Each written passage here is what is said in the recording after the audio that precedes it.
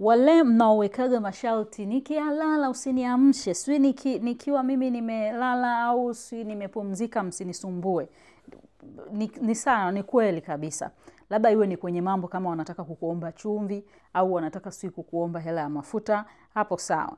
Lakini kuna mambo huwa yanatokea makubwa kwenye familia, ukawa umeweka hayo masharti na unajua kabisa watu tunaoishi nao wengi unakuwa na ile tabia kutengeneza uoga au wanatengeneza nidhamu ya uoga kwa sababu umesema au mama au baba amesema akilala akipumzika mchana asiamshwe, wanaichukulia serious kiasi hiyo.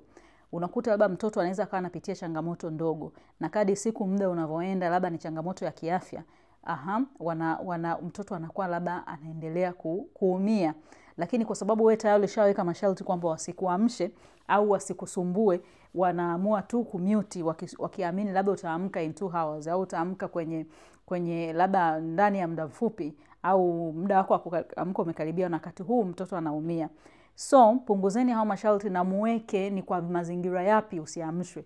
Kuomba chumvi, yes. Kuomba mara jirani kaja kuazima kitu anataka kuomba ruhusa, yes. Lakini kwa mazingira ambapo labda mtoto amepitia changamoto, labda amechemka au mtoto ana kitu fulani kinaendelea, labda alikuwa anaumwa lakini sasa hivi wanaona amechemka zaidi, wakuamshe tafadhali.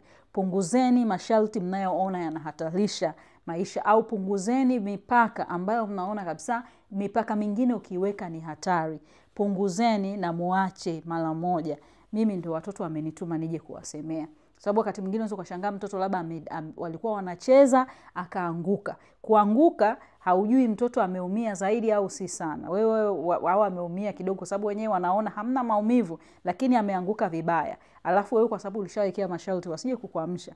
Mnakuja kugundua mtoto tayari ameshaumia, yuko kwenye maumivu ambao yuko kwenye critical condition. So mpunguze hayo masharti.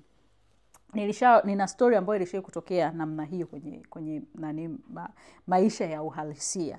Kwa hiyo mjiwekee kabisa mipaka ambayo mnajua si hatari, sawa? Kama una experience au una comment weka hapo chini tuweze kuweza kushare na wenzetu. Yes.